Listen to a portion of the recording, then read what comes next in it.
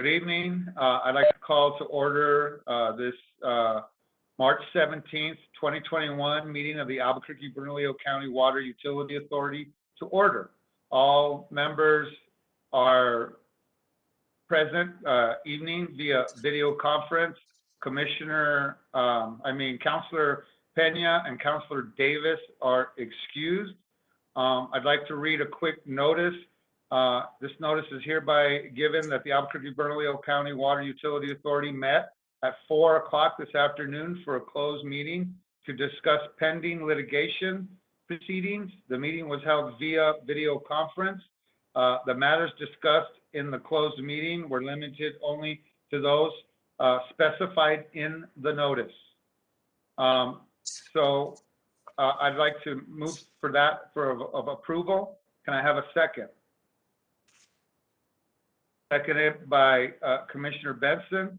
Luz, can I have a roll call vote, please? Yes, sir. Commissioner Benson. Counselor Jones. Yes. Member Nair. Yes. Commissioner Piscotti. Aye. Chair Quesada. Aye. That passes. Okay, Unanimous. passed unanimously. We will now go into the invocation and silent invocation and the Pledge of Allegiance. That I could do.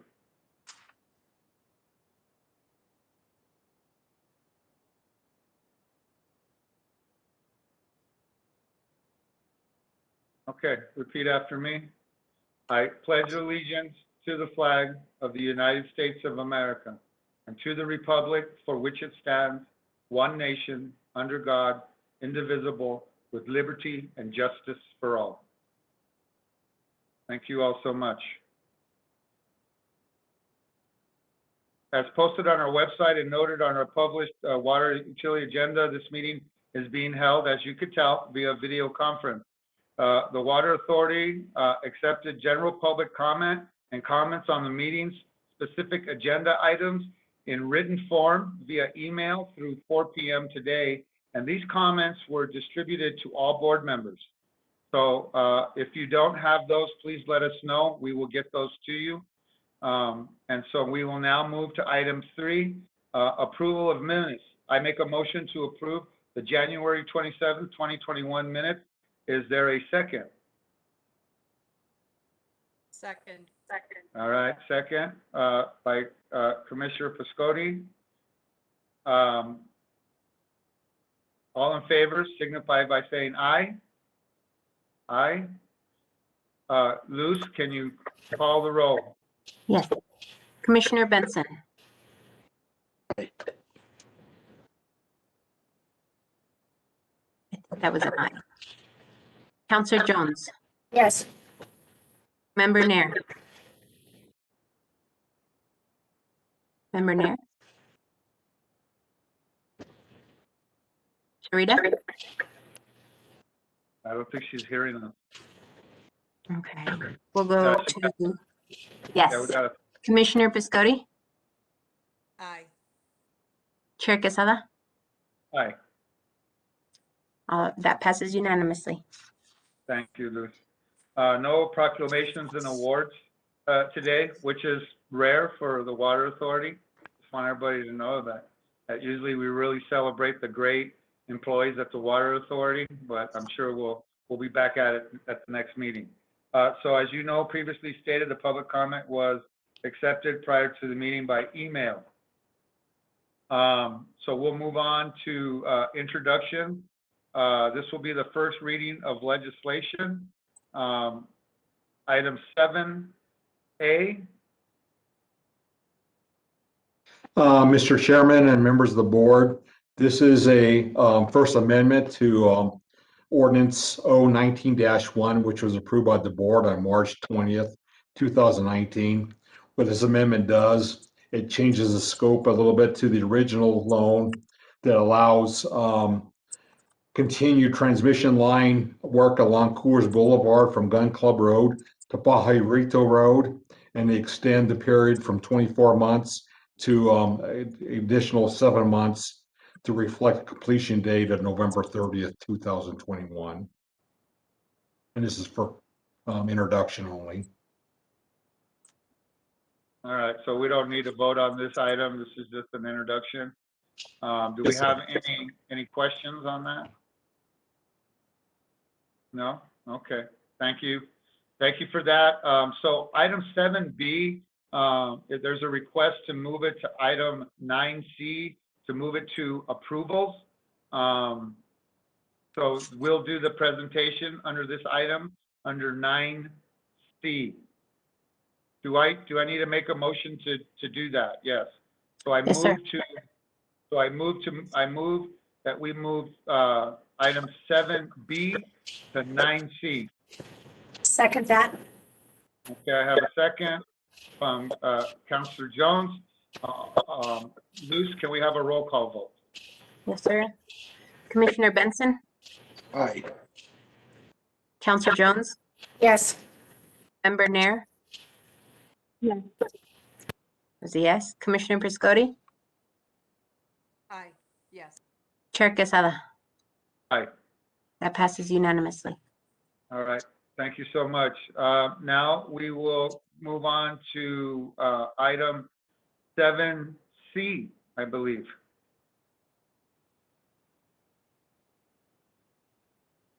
Thank you. Elizabeth Anderson. Hi, yeah, my name is Mr. Chair, members of the board. My name is Elizabeth Anderson. I'm the Chief Planning Officer for the Water Authority, and I'm bringing you today this piece of legislation as an introduction, which is the goals and objectives for FY22. So I thought what we would do is just go through the continuous improvement project process that we use here within the Water Authority. Just provide a brief overview of what that process is and how these objectives fit within that process. So what you see here on this slide is the strategic planning process that we use within the Water Authority. It starts out at the top there with the 5-year goals and 1-year objectives. That's what we'll be talking about tonight. That's the first quantitative step within our process. When you look at this circular presentation, you can kind of think of everything on the right-hand side as quantitative and everything on the left-hand side as qualitative. So first we start out by setting goals and objectives. I'll get more into detail on those as we go further. But then we follow that up with a performance plan at the end of the year that describes how we did on each of those objectives and sets a performance for the next year. So that'll be coming out this July. The other thing that we do is we benchmark ourselves against other utilities. So the AWWA utility benchmarking survey is completed. That gives us some data points that go into the performance plan and show not only how we're doing with respect to our own performance, but how we're performing against other utilities. And then the other thing that we do is we have quarterly meetings with staff throughout the Water Authority. They're called our effective utility management meetings. And we talk about how people in different groups are doing with respect to these objectives that we've set. We look at different metrics to demonstrate how we're doing, and we look for ways to improve throughout the year. So it really is a continuous improvement process. Then we complete the budget annually. These objectives are factored into the budget. So if there's certain things that we need to do to improve, then we can include that in the budgeting process if it's needed. Then the other side here is all qualitative, looking out to see how we're doing. We complete a customer opinion survey that will be completed this year. We do that biannually. We go out to the Technical Customer Advisory Committee monthly, or at least once a quarter, but it typically is a monthly meeting. With the Technical Customer Advisory Committee, for example, we went through the goals and objectives with them last month and received their support for these objectives that we're proposing today. Also, we could go through customer conversations. It says quarterly here. We do 4 of them per year. They're usually held around the same time on the same topic. So we do anticipate, having those again this year, and that's one of our objectives for this year. Last year, we had to do them remotely, as we did most things remotely. Hopefully this year we can start moving things more towards in person. But I do think it was pretty successful to hold those remotely anyways. And then we also roll all these objectives into our employee expectations, which we do annually, and we keep in contact with staff about their expectations throughout the year, and keep referring back to those. So that's how we keep everybody on target to meet these objectives. Next slide, please. Thanks. Wow, Floyd, you read my mind. For these 5-year goal statements, these come straight out of the effective utility management guidelines. So we actually have never changed these goal statements, and we don't really plan to. They just define the goal areas that we're working on. So we have goal areas of customer service, business planning and management, organizational development, water supply and operations, and wastewater collection and operations. And each of those areas, we fold our objectives within those. The objectives change year by year as we continue to see improvements, but the goals don't change. So you can see what those are there. I won't read them. Next slide. Thank you, Floyd. So this is just the performance measures that we look at within each goal area. Every 2 years, we come back to staff and we reassess how we're doing within the different goal areas, and look at what we could potentially do for objectives going forward. Next slide, please. The performance objectives and measures. So this is just, it's just basically showing that we're always working on improving. So you keep reassessing and using these objectives and identifying new things that you can do to continuously improve, using these 1-year objectives. Next slide, please. So a couple of the objectives for this year, within goal area 1, which is the water supply and operations, we've already constructed 1 aquifer storage and recovery well, which is located at our San Juan Chamo water treatment plant site. And it's in operation and doing great. It's really exciting that now we can take our San Juan Chamo water and treat it at the water treatment plant, and then store that water underground when it's not needed. That's one of the key areas for Water 2120 and our long-term water resources management strategy, is to continue to store water underground when we have excess supplies. And that really helps us with, resiliency when it comes to climate variability in these dry years. So another objective that we have this year is to site a second aquifer storage and recovery well. Another objective we have is to design and install a data gap well for the Kirtland bulk fuels cleanup site. That's the bulk fuels facility that is the contamination site from EDB is threatening some of our wells. We want to get more data, and we feel that there's a gap in the data. So we've made an objective to install this well so that we'll get more clarity of data on the contamination in the aquifer. The irrigation efficiencies and xeriscape conversions that we're showing here, we're kind of reevaluating how we want to get to our Water 2120 target of 110 gallons per capita per day by 2037. And looking at that, as a really targeting irrigation efficiencies, helping people find ways to create really beautiful landscapes without using a lot of water. So we have on staff an arborist and an irrigation specialist that can go out to the people's residences or businesses and help them find ways to more effectively use water, including some of the rebates that we have for smart water systems, smart irrigation systems, and xeriscape conversions. So the goals that we've put in place are not the goals. The objectives that we've put in place this year are surrounding, improving and increasing the use of those rebates and those resources that we have on staff, so that we can continue to move closer and closer to that 110 gallons per capita per day.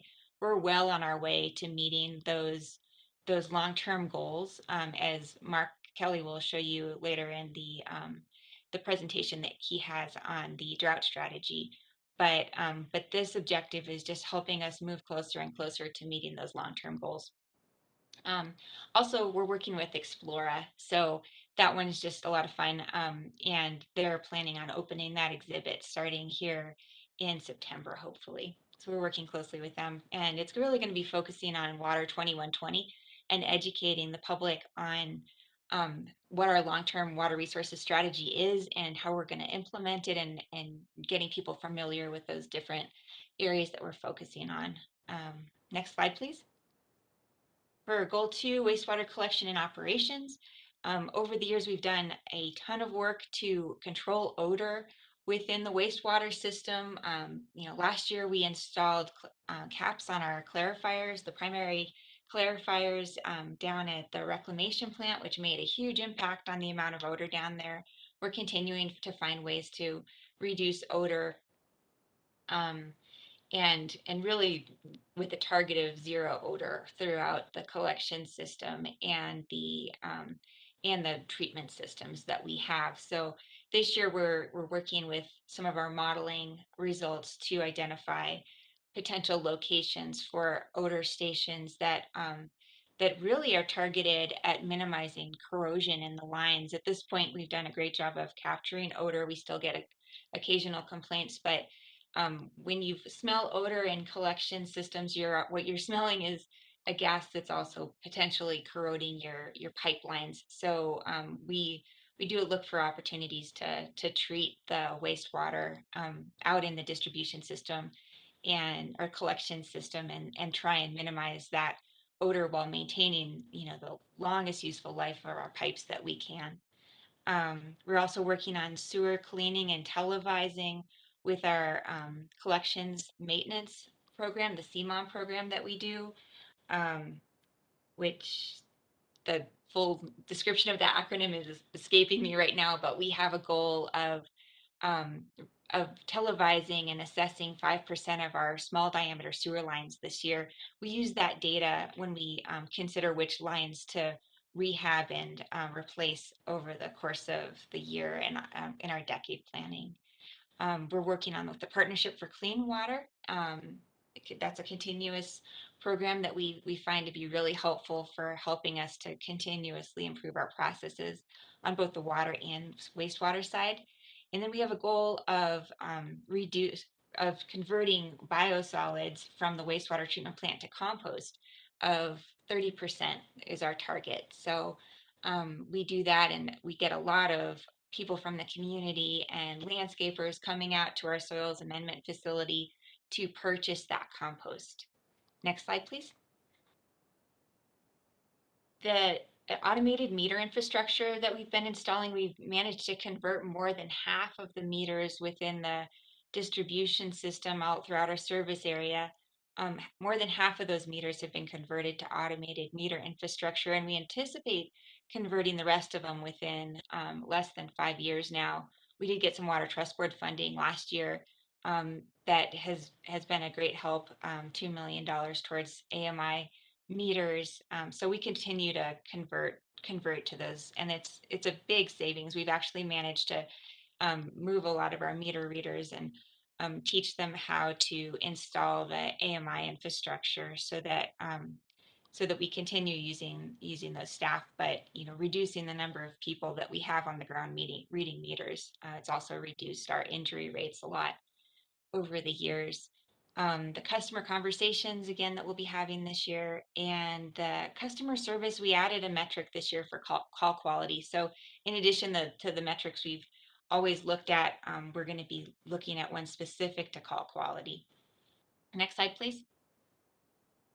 The goal 4, business planning and management, the rehabilitation and renewal programs this year our goal is 64 million towards rehab projects and renewal programs, with 1 million going towards steel water line replacement. We're also continuing our RAMP program, the Reclamation Rehabilitation Asset Management Program at the reclamation plant with the wastewater treatment. And then the asset management program, we've done a ton of work this year on asset management, and continue to do more and more with the upgrades that we've made to our Maximo system.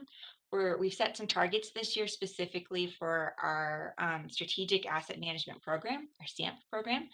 And we're going to be looking more at how to improve the data quality in the Maximo system that we use. That's our computerized asset management system for maintenance that we're using for life cycle cost accounting for asset management. I'm trying not to get into too much detail here, but I get excited about all this stuff, so I apologize. But yeah, we've got some great goals in there for asset management, including within the next 2 years, completing a comprehensive asset management plan with a consultant that's helping us to populate all the data that we need to really do life cycle accounting. So this is an area where the Water Authority has really gone above and beyond doing life cycle accounting in a way that a lot of utilities would love to be doing it, and we're actually there and really doing it. So we're well ahead of most utilities when it comes to asset management and really trying to extend the useful life of our assets. We're also doing a lot of work for cybersecurity, which of course is an issue for so many utilities, and it's been in the news lately. We work really hard on cybersecurity in the Water Authority as well. And we have objectives directly for that. The Goal 5 organizational development area, this area, we've been working with the Water Research Foundation on a utility innovation program for the past couple years, and now we're going to be developing a strategic plan to do an innovation program within the utility, really trying to focus on finding those bright ideas, helping staff bring those ideas to the forefront and implementing them when we vet them through our processes. We've also done a ton of training for employees, and we have objectives directly around that.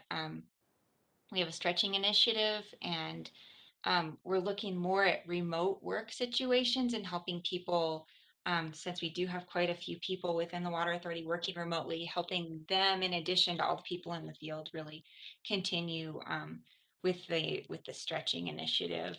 And then we also have an objective specifically around developing a plan for remote work, a formalized plan for remote work.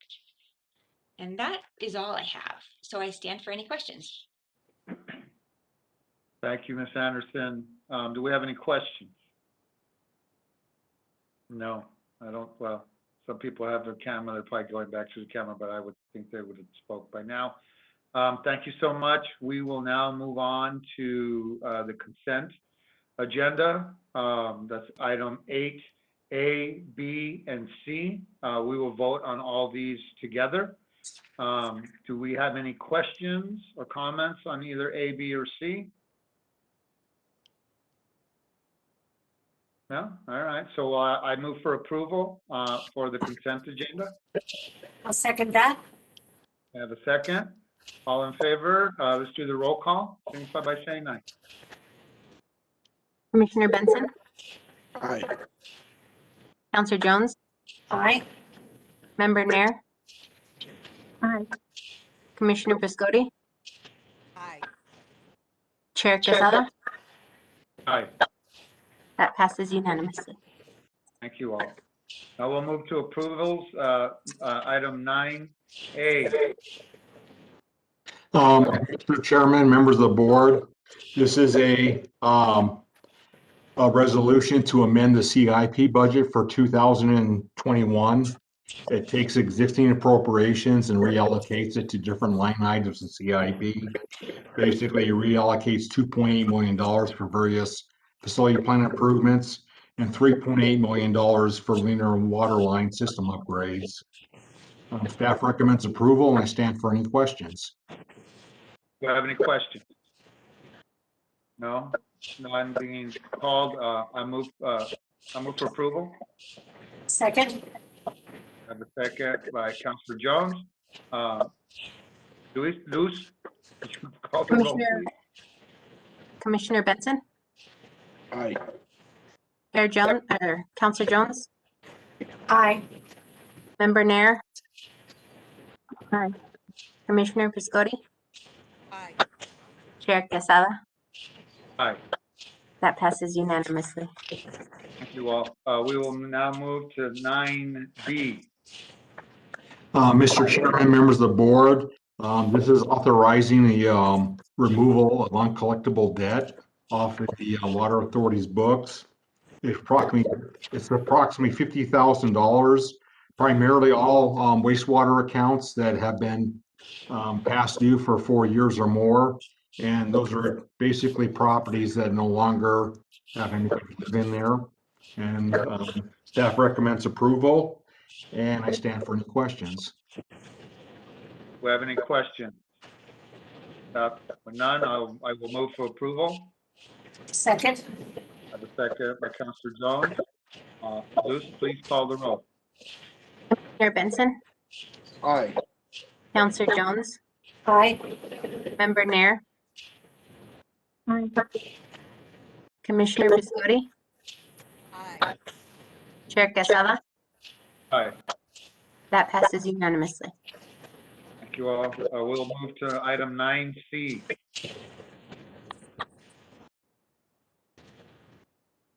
I believe that's Mark. Thank you, Mr. Chair and members of the board. My name is Mark Kelly, and I'm the Water Resources Manager. Tonight, I'm going to be talking about our drought watch resolution and the drought in general.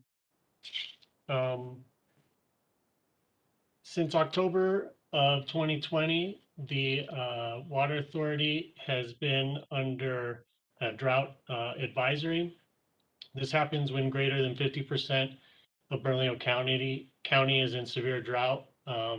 As you can see on the map, currently all of Bernalillo County is either in severe, extreme, or exceptional drought as of March.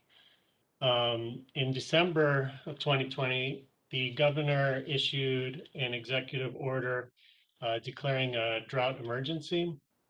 And so we're going to talk a little bit about what's going on with drought at the Water Authority. Next. So the 3-month outlook for precipitation and temperature both do not look good in terms of the drought abating. The outlook for precipitation is looking below average, and the outlook for temperature is looking hot. It looks like last year's dry year, it being the 5th warmest on record and the 4th driest year on record, is going to be followed by another dry year in 2021.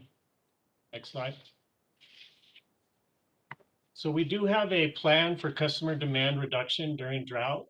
This is in our conservation plan. It has 4 drought stages. We have our drought advisory, our early alert system that we're currently in, along with 3 stages of drought. This is part of Water 2120. Water 2120 does plan for both wet and dry years. Next slide. The drought plan basically looks at several criteria for declaring the different stages of drought. The first one is our gallons per capita per day and how we're doing on that.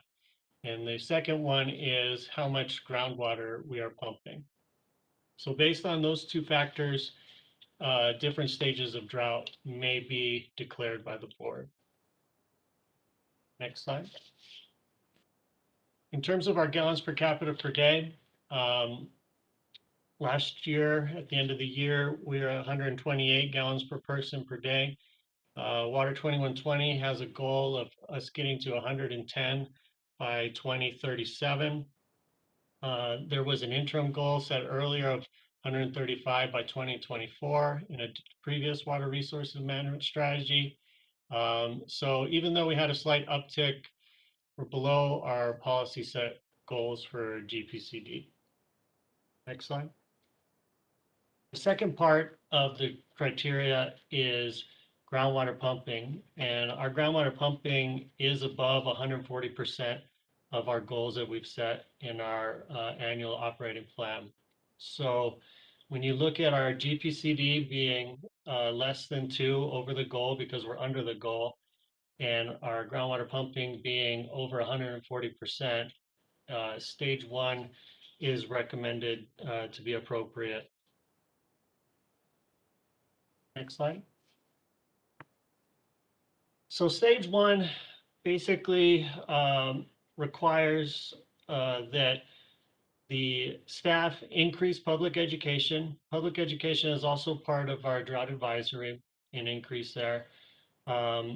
Stage 1 also doubles fees for wasting water, and it offers drought smart rebates for folks that take classes of $20.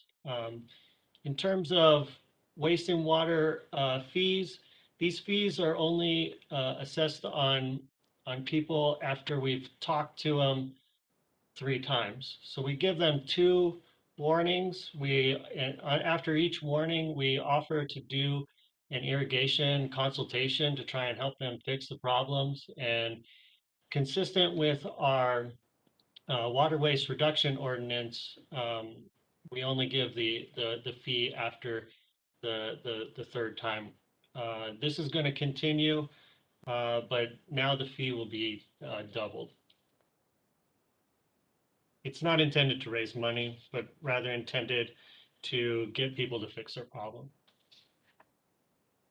The plan for demand reduction during drought calls for our efforts to go when we have the best bang for the buck during the summer and the early fall. So this is a good time to declare drought stage 1 because our customers can actually reduce their use in the coming high use period. Next slide. We've started this year our outreach campaign 1 month earlier, and it is going to go 1 month later than we normally go for our really push during watering during the planting year. We've increased the quantity, frequency, reach, and budget of our seasonal advertising, and our advertising to our customers regarding drought is up 36% when compared to last year. This campaign kicked off March 1st with radio, television, and outdoor advertising. Next slide. Like I said, we're increasing our public information. We're increasing our water use compliance staff, going out and looking for water waste. We've started our Water Smart classes to teach our customers about their water use. We've also started a Water Smart Academy for landscapers. We've been pushing the EPA WaterSense label, and we also have moved our Ask an Expert questions that customers can give us regarding conservation online and over the phone. Stage 1 isn't sufficient. The board can go to drought stage 2, which is a drought warning. The drought warning includes everything in stage 1, but adds doubling of the conservation surcharges.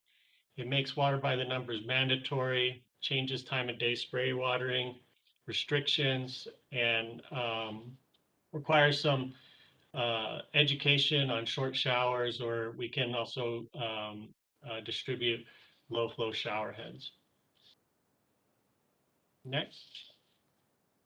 The 3rd stage of our drought management plan is a drought emergency, and hopefully we don't have to get to stage 2 or stage 3, but I just wanted to give you a brief about it. If we did get to stage 3, it's basically everything in stage 1 and stage 2, but the surcharges would be tripled. The water by the numbers would be cut down 1 day a week. This would mean instead of 3 days watering during the summer, we would be asking folks to water 2 days.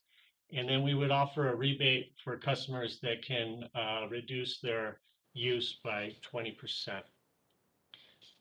Hopefully the savings that we can get which are predicted to be about 2.5 billion gallons if everything goes right from stage 1, will make it so we don't have to go to drought stage 2 or stage 3. So there's a resolution as well that requests the board to go to stage 1. So I stand for any questions. Yeah, Ms. Nair. Thank you, Chair Quesada. Thank you, Mr. Kelly, for the presentation. Just because folks are under a lot of economic pressure these days, I thought maybe you could explain for us what we actually mean by wasting water and the steps that the water utility goes through, so that if folks are scared about what that means, you can assure them that it's not very common. It isn't very common. We had something like 35 times last year where we actually had to go to a fee, and we didn't get it worked out with the customer. But when they're wasting water, that's when things are happening where there have things like sprinklers spraying into the street, or leaks that are getting into the street. And so we have inspectors that are looking for that and working with folks to try and bring them back into compliance. Do we have any other questions? Yes, Councilor Benson. Yes, thank you, Chair. Mr. Kelly, in the notes, I'm just curious. It said that Albuquerque's experienced the 5th warmest year on record and the 4th driest year in 2020. It was I don't doubt it wasn't a record year, but can you tell me what the other years were that beat 2020? Mr. Chair and Commissioner Benson, I don't recall off the top of my head what those other years were, but we did experience something similar to this when the board had a drought stage 1 before in 2013. So that's the last time that we've had a similar drought situation. Okay, thank you. Anyone else? Mr. Kelly, can you tell me, repeat, so you want people to water twice a week? Is that the plan? Commissioner Quezada, Mr. Chair, no, that is not the plan. That is only if drought stage 3 were to go, the board would go to that. At this What's your time, that is suggestion now then? not. Yeah, So that what's is. the suggestion of watering 3 times a week? What is the? We would like for people to stick to the 3 times a week during the summer months of June, July, and August. I got to get my sticker here. 2 times a week during April and May, and they should be watering, according to our Water by the Numbers, one time a week right now during March. Okay, all right, so 1 time a week now, move to 2 times a week, maximum 3 times a week. Can you tell me, does that kind of go once we get to the maximum watering? So that's like every 2 days, right? Give or take, yeah. Something like that? Okay, Yes. all right. Just because it gets confusing, and then I just want to be able to tell my wife when she makes me go water that I can't do it today. That today is not a legal day for me to go out there and water. So Well, for all you guys out there that have to do the watering, I'm trying to save you an extra day here and there is all, to go play golf. you which can uses pick a the lot of days, fun. though. You can pick the days. Okay, well, thanks, Mr. Kelly. I appreciate it. So with that being said, I move for approval for item 9C. Declaring a drought watch. I'll second that. Okay, by Councilor Jones. Luz, could you call the roll, please? Yes, sir. Commissioner Benson, Aye. Counselor Jones, Aye. Member Nair, Aye. Commissioner Piscotti, Aye. Chair Quesada. Aye. That passes unanimously. All right, so now we will move on to item 9D. Dan? Mr. Chairman, members of the board, we'll go back into the boring stuff. As mandated by the state audit rule, just letting you know that we completed the FY 20 and 19 comprehensive annual financial report. It was due to the state auditor on December 1st. We submitted it on November 25th, and it was released by the state auditor on December 23rd. It met a clean opinion, and it was in accordance with all generally accepted accounting principles. All prior year audited findings were cleared, and we did not have any new audit findings for the new year. So absolutely no audit findings on this audit this year. So stand for any questions. And Do I have any questions? No, I think everybody's happy to approve that. So I'll move for approval. Can I have a second? I'll second that. Joe? Luz, could we have a roll call, please? Commissioner Benson, Aye. Counselor Jones, Aye. Member Nair, Aye. Commissioner Piscotti, Chair Quesada. Aye. That passes unanimously. Thank you, Luz. Now we'll move on to item E, 9E. Yeah. Mr. Chairman, members of the board, this is the second quarter financial results. Through the first 6 months of the year, we were about $1.8 million above last fiscal year in revenue. Primarily, it was an increase in consumption in July of this fiscal year. So basically the first 1 or 2 months, as the pandemic started, everybody started watering more. As we started going more into pandemic and it started getting hot, people started going back to the usual water usage.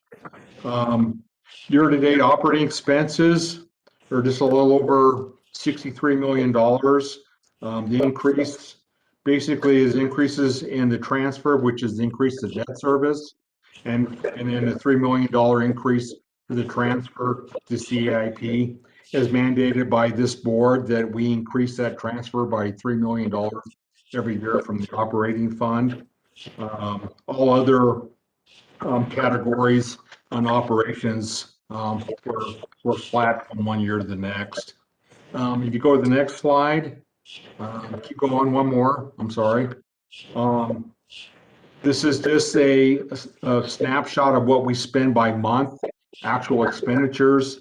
The spike in July is basically our debt service payment we make in July for the first year. And then we go back to normal. And we have been under 1/12 of what we had budgeted through December. Next slide, please. Days cash on hand, we're at about 360 days cash on hand. It is starting to work its way down, but we're still at a place where we're using fund balance for operations and mitigating rate increases in the near future. Year-to-date capital expenses, you can see that the engineering group caught up on a lot of capital projects in fiscal year 2021. In prior years, we had started some projects. They completed much of those projects in FY21 and have done a good job keeping up with what the board has given the group to spend for rehab for our system. Next slide. Our debt service coverage still is at a good point. Senior subordinate lien is 1.20, and we're at about 1.6, and senior is 1.33 times, and we're about 1.75. So we're still well above our covenant levels for our debt. Next slide. This is our water use. So this is actually what we produced for the first 6 months compared to prior years. Again, you can kind of see what we're talking about. July, we actually did a little bit more than we did July in the prior years. And then from August through December, we kind of get back down to normal. On the next slide, this is actual billed consumption. You can kind of see the same trend here. So we're right at where we were in the prior 2 years. Again, we just sold a little bit more water in July than the prior years. And then we go to the next slide. That's the last slide. This is again a depiction of when we have rain and when it's dry, and how much water we pump when it's dry. So you can kind of see June and August of 2020. It gets a little bit drier, and we pump a little bit more water. So that's when those tend to go up.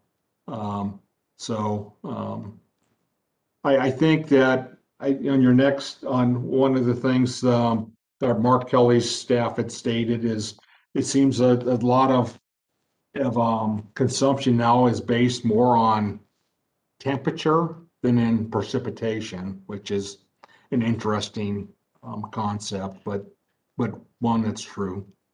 And that concludes my presentation, and I stand for any questions. Do you have any questions? No? Okay, with that being said, I move for approval. Second. Second, Councilor Jones. Luz, could you call the roll, please? Commissioner Benson, Aye. Counselor Jones, Aye. Member Nair,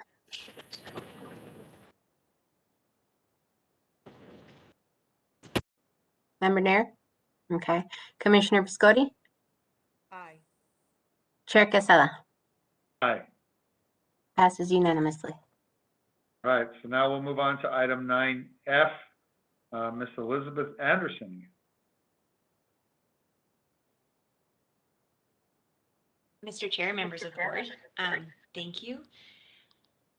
This is the quarterly performance indicators Q2 scorecard for FY21. So what this is for those of you new to the board, I'll give a similar overview to this that I did for the continuous improvement process presentation earlier. This serves a similar purpose. The quarterly performance report provides a snapshot of utility performance. The scorecard indicators are categorized by the level of service area. So you can see on the left-hand side there we have finance, customer service, quality, reliability, and regulatory. These aren't directly linked to all the metrics that we look at. It's just a good, well-rounded snapshot of how the water utility is doing, the water authority. So we develop these indicators through benchmarking and performance assessments. We use these as a way to identify performance gaps and then try and fill those gaps. So what you can see is there's a target that's set for each of these different indicators, and then you can see that we've shown what the performance is to date. So this is just how we're doing within the Q2 framework. So for the most part, we're doing really well. It hasn't shifted too much. What's interesting is to see how this changes a little bit with COVID. We don't have any areas where the target is not met, but we do have 9 areas where the work is in progress or below target. So some of the things that have changed since the last quarter were, for example, the contact time. We have a goal of maintaining calls at less than 4 minutes on average, and it went up to about 4 minutes and 14 seconds. So that's just an example of we've got people out there with having longer conversations, which one could say is it's good to have more contact with your customers. We do try and keep it down just to minimize the amount of time and also reduce the amount of time that other people have to wait. But as you can see for the wait time metric, we're well below the metric there with only 23 seconds to wait. So We slipped on contact time, but we're still good on wait time, so that's a good thing. One of the other areas that dropped from a green to a blue was the percent of biosolids to compost. It's at 18%. Part of the reason for that is that we had to shut down the soils amendment facility, interface directly with the customers, with the public. We've recently reopened that, so hopefully that number starts to go up again too. But all in all, these are not significantly different than what we showed you last for Q1, and we anticipate that it'll continue to be good throughout the course of the year. So that's our scorecard, and it does help us to target how we're doing with respect to both our own targets and then other benchmarks within other utilities and how they're doing. So I stand for any questions. Thank you, Ms. Anderson. Do we have any questions? No? Okay. That being said, I move for approval. Second. Second, by Councilor Jones. Can I have a roll call? Commissioner Benson, Aye. Counselor Jones, Aye. Member Nair. Yes. Commissioner Piscotti, Aye. Chair Quesada. Aye. That passes unanimously. All right. Well, so we'll move on to item 10, other business. Does anybody have any other business that they need to discuss this evening? No? Okay, great. Thank you all so much for your commitment to the community, as always. And this meeting will be now officially adjourned. We'll see you next time.